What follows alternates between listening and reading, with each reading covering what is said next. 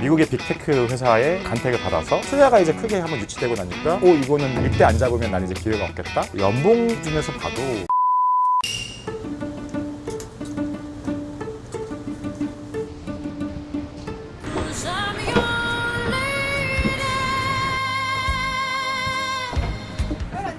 안녕하세요. 안녕하세요. 들어갑니다. 네. 반갑습니다. 드리메이스 이세현입니다. 네네.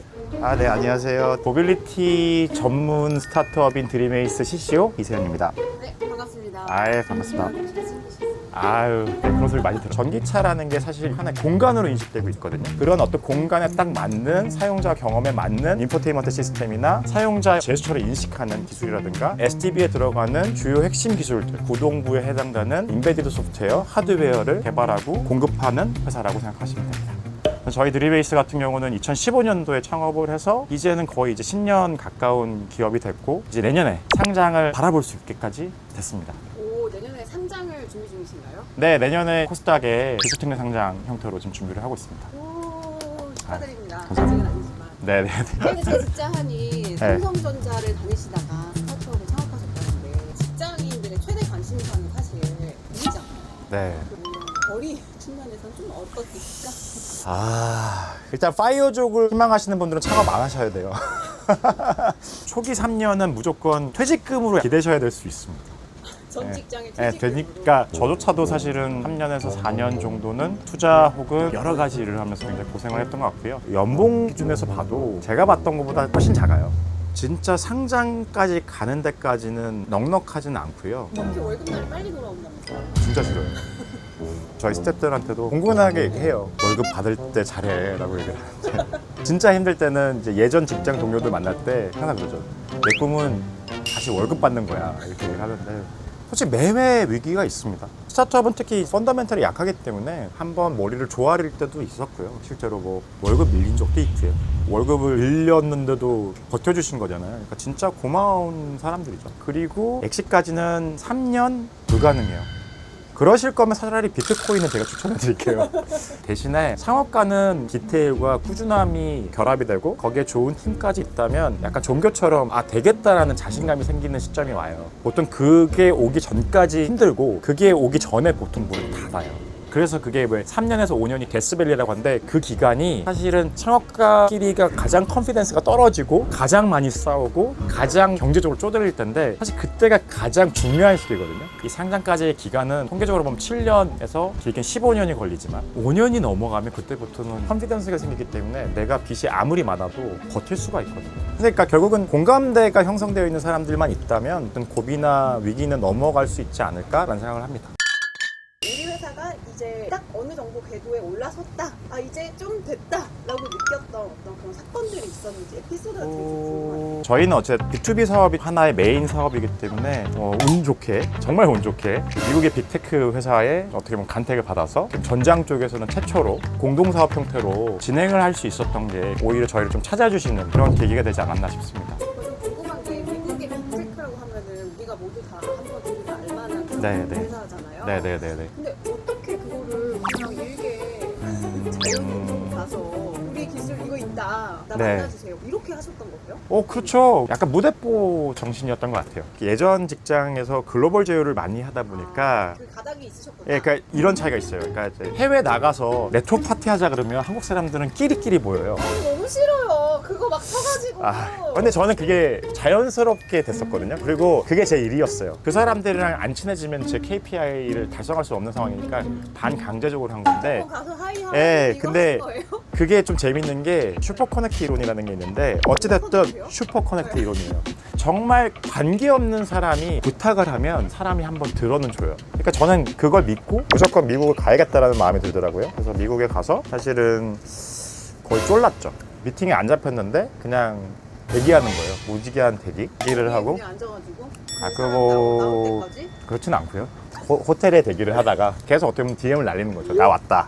주변에 있다. 그러니까 그쵸. 참 요새 도구들이 좋잖아요. 그냥 콜드콜이라고 해서 전화를 하는 게 아니라 링크드인이나 페이스북을 하는데 그러니까 만약에 제가 어떤 특정 회사에 DM을 보냈다. 사실 제 기준에서는 거의 80% 이상은 답변이 와요? 컨퍼런스 콜까지는 가거든요. 더 위로 올려야지 모두 의사결정이 나잖아요. 그래서 반대로 윗사람한테도 DM을 날렸죠. 약간 각각의 방식이 좀 달라야 되나요? 밑도 끝도 없이 뭐 할 수도 있잖아. 실무 디렉 매니저가 있고 디렉터가 있고 위에 임원 있잖아요. 그러면 각각 듣고 싶어하는 보이스는 좀 달라요. 위에 이제 상위 레벨에 있는 사람들은 둘 중에 하나예요. 레비뉴가 얼마 창출될 것 같거나 비용이 얼마나 줄거나 아니면 전혀 없던 사업인데 몇 천억짜리야 몇 조짜리야 예, 이렇게 되면은 좋고요. 중간 매니저 같은 경우는 말씀하신 대로 너 프로모션하는데 도움이 될 것 같아. 근데 이제 그러니까 이제 약간 스터디를 시킨다고 생각을 해요. 저는 이제 니치마켓에 해당되는 정보를 좀 올려주면서 이런 걸 네가 좀 먼저 얘기를 하면 되게 바잉될 거야라는 얘기를 하고요. 매니저도 따로 내려가잖아요. 보통 그때는 그냥 내가 너의 모든 잡일을 다 해줄게 이렇게 얘기하고. 아주 완전 사람을 이제 치밀하게 공략하셨네요. 너도 받았어? 네. 약간 이런 느낌이잖아요. 그러고 나니까 양쪽에서 이슈화가 되는 것 같아요. 전부가 모이는 계기가 있었고 좀 타겟팅해서 계속 피칭을 하는 거죠. 이 사람이 원하는 게 뭔지 모르고 만났다가 만나면 만날수록 사실 이게 딱 좁혀져요. 이제 그게 좁혀지는 순간 어떤 정도의 조건만 맞출 수 있으면 계약이나 파트너는 되는 것 같습니다. 그때는 진짜 직원들이 많지만 쪽팔리잖아요. 그래서 혼자 갔거든요, 항상. 근데 그때는 좀 짜릿하더라고요. 이제 뭔가 메이드가 된다라는 생각이 드니까. 그리고 나서는 좀 일사천리였던 것 같아요. 근데 그 과정이 거의 뭐 7개월, 뭐 8개월 정도 가까이 진짜 걸린 거였기 때문에 결국은 기술이 좋다고 간택받는 건 아니에요. 내가 좋은 기술을 개발하고 버티면 찾아와 주겠지라고 하는 경우가 많습니다. 비즈니스도 사람이 하는 일이라 모르는 사람을 만나는 거 두려워할 필요는 없는 것 같고 만나서 좀 핀트가 안 맞더라도 공감대를 찾아가는 과정을 즐기신다면 어떤 사업이라도 빌드업 할 수 있지 않을까? 네, 하셨잖아요. 창업을.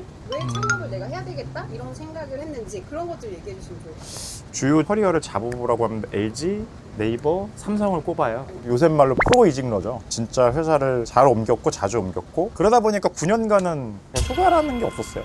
주변에서 이직 어떻게 그렇게 잘해요? 이렇게 물어보시는데 저는 사실 이력서 써서 이직한 적이 없어서 그런 노하우는 없어요. 면접도 안 보고 움직였기 때문에 제가 그런 생각을 할 때 주변에 좀 네트워크나 저를 좀 끌어주시는 그런 분들이 항상 있었던 것 그 같습니다. 언저리에 항상 계셨네요. 그렇게 얘기하니까 좀 되게 하이에나 같은데 이런 직장인 생활을 어떻게 하면 오래 할 수 있지라는 생각을 해보는데 뭔가를 하고 싶은데 결정권이 저한테 없는 거예요. 사실 그때 창업이라는 생각은 미리 했었어요. 그 전까지는 어떻게 보면은 빅테크에 제휴하는 사람, 기술하는 사람, 개발자 뭐 이런 사람들 위주로 봤다면 네이버 와서는 진짜 국회의원, 뭐 보좌관, 행정가, 거기에 뭐 연예계 쪽 사람, 또 삼성 같은 제조사 이런 사람들을 만나게 되니까 스펙트럼이 넓어지니까 더 재밌는 거죠. 좀 운이 좋았던 거는 네이버 때는 전 네이버 랩스에도 좀 잠깐 있었거든요. 랩스 안에서 자율주행이나 로봇 같은 것들을 하시는 것도 옆에서 봤으니까 삼성전자 있을 때 옆 팀이 하만 인수하는 팀이었어요. 그러니까 이제 자연스럽게 전장 쪽에 관심이 있었고 오히려 미리 모빌리티 섹터가 좀 뜨겠구나 혹은 내가 해볼 수 있는 게 많겠구나라는 생각을 하던 차에 또 우연치 않게 같이 창업을 할 만한 동지를 만난 거죠. 그러니까 저희 딸내미가 유치원 다닐 때 학부모 모임에 5가족이 모이는 데서 자주 보던 사이였어요. 근데 그 중에 저희 둘을 빼고 나머지 셋은 다 뭐 자영업, 의사 이러신 분이어서 자산 가치가 저희랑 일단 다르신 분들. 레벨이 다르죠. 네, 근데 저희 둘은 둘 다 직장인이고 맨날 뭐 비즈니스 모델 얘기하는 사이. 그러니까 둘만 맨날 약간 좀 안 껴주는 사람들 둘 뭐 이렇게 된 건데 근데 그때 사실은 자연스럽게 조인을 하게 되고 저도 모르게 약간 좀 올인한다기보다는 라이트하게 시작을 했거든요. 가볍게 같이 도와주면 좋겠다. 난 되게 이 사람 좋아하니까. 물론 이제 그 멤버들은 굉장히 스트릭하게 했고요. 그 과정에서 약간 좀 스며든 것 같아요. 그리고 제가 그 당시에 좀 빠져있던 책이 에어비앤비 창업가들 일대기 책이었어요. 근데 그분들도 보니까 4년에서 5년은 본 직장이 있고 밤에 일을 하신 거예요. 다른 분들은 어떨지 모르겠지만 저는 제 이제 하루 일과를 8시간 기준으로 보면 아무리 일이 많고 빡셔도 제가 잘 나서가 3시간이면 끝나거든요.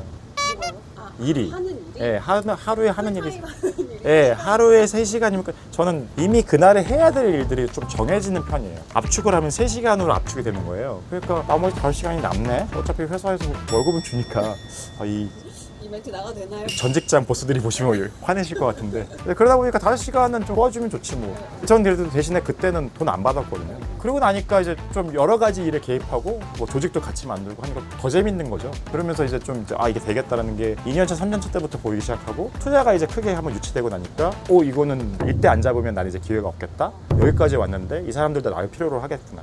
그러니까 이제 오히려 더 이제 인게이지를 하게 된 거죠.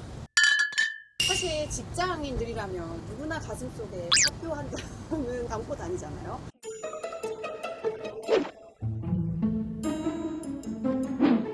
사업 아이템이 있거든요. 잘 생각해 보셔야 될 것 같은데. 계획서를 한번 봐주시면. 아유, 알겠습니다. 알겠습니다. 아, 네. 아, 뭐 이렇게까지? 아, 네. 아, 뭐 이렇게까지?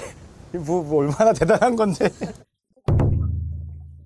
요새 AI가 핫하니까. AI가요? AI 아. 교육 플랫폼을 한번 만들어 볼까 하면서 한번 만들어. 벌써 볼게요. 네, 볼게요.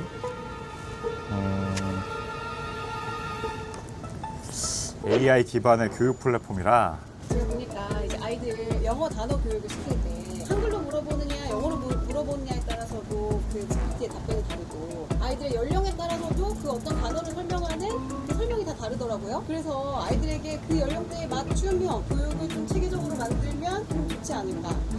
저의 나이브한 생각이었어요. 네, 진짜 나이브한데요. 지금 얘기하셨던 AI와 교육은 굉장히 출발점을 잡기 어려운 시장 중에 하나예요. 뭐예요? AI는 더 이상 작은 소기업이 할 수 있는 레벨은 벗어난 상황이에요. 예를 들면 메타의 라마, 구글의 제미나이, 그다음에 오픈 AI의 챗GPT. 그거를 결국 운영하고 뭔가 AI 코어 기술을 만들려면 그거에 상응하는 데이터와 엄청난 서버와 슈퍼컴퓨터 같은 게 필요한데 이미 대자본의 싸움으로 넘어갔어요. 그런 흐름은 벌써 코로나 전부터 있었기 때문에 이미 성숙되어 있는 기술이에요. 그러면 지금의 AI 스타트업들이나 AI는 뭐냐라고 하시면 어떤 특정 분야에 어떻게 하면 효과를 낼 거냐 혹은 사용자 경험 좋게 할 거냐로 지금 귀결이 되는데 애석하게도 이 두 개가 안 드러나요. 우리 눈에 바로 들어가지가 않아요. 예를 들면 우리가 어떤 특정 지역에 가면 와이파이가 자동으로 켜지죠. 그걸 AI가 하거든요. 옛날에는 룰 베이스로 해서 어떤 특정 조건이 되면 자동으로 강제로 켰는데 요새는 그냥 예를 들면 제가 와이파이를 틀었어요. 그러면 얘가 학습을 해서 어떤 시그널이 잡히면 얘가 알아서 틀어요. 그러니까 그런 게 되는 시대예요. 그러니까 이미 그렇게 적용되기 시작했는데 모르시잖아요. 거기에 돈을 10,000원 더 내라고 하면 내실 거예요? 안 내신단 말이죠. 그러니까 그만큼 시장이 어려운 시장입니다. 아까 교육 얘기하셨잖아요. 교육이야말로 효과를 지표할 수 없는 시장이에요.